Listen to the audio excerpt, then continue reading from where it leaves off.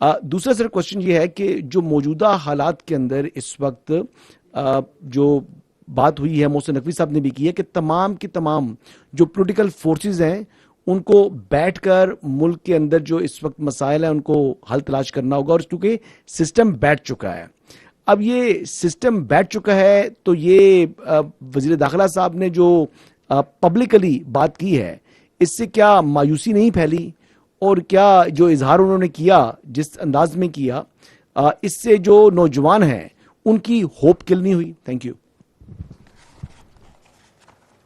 I think एक इसी coming to second part, मैं राणा साहब के जवाब में भी, अफसार भाई के और आपके जवाब में, यानी कि I think I have been again and again saying and I have explained, जो होप वाली बात है, आप क्या समझते हैं कि पाकिस्तान का जो नौजवान है वो बाशऊर नहीं?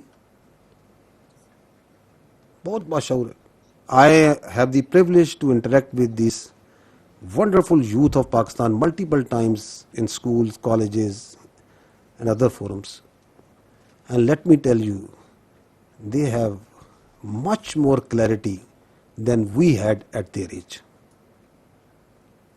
Much more clarity. वो जो दुनिया के हालात देखते हैं ना मेरे भाई, उन्हें रियासत की अहमियत का मुझसे और आपसे ज्यादा अंदाजा है जो हमें उस उम्र में था। Their commitment to Pakistan, their love for Pakistan, their belief in Pakistan is very strong.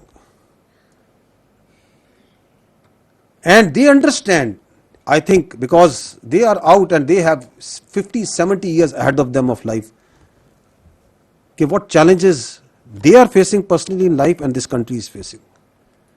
And their desire for a better change and a better future is much more stronger. So if someone is saying, and we are now openly discussing that yes, there is a need of change, तो I think मायूसी नहीं कहेंगे वो, perhaps I think कहेंगे देर आयद दुरुस्त आयद, ठीक है ना? Because they also, उनका स्टेक, मेरे भाई, उनके पास जिंदगी ज्यादा है, उनके पास दहाइयां ज्यादा हैं, और इसी मुल्क के नीचे उन्हें पता, उन्हें वो गाजा को नहीं देख रहे, उन्हें पता है रियासत क्या होती है, रियासत की जगह रियासत, उन्हें पता है पाकिस्तान के अलावा ना उनकी पहचान है, ना इज्जत है, ना औकात है। मैं हमेशा कहता हूं मुझसे ज्यादा शानदार, मैं जब भी इंटरेक्ट करता हूं,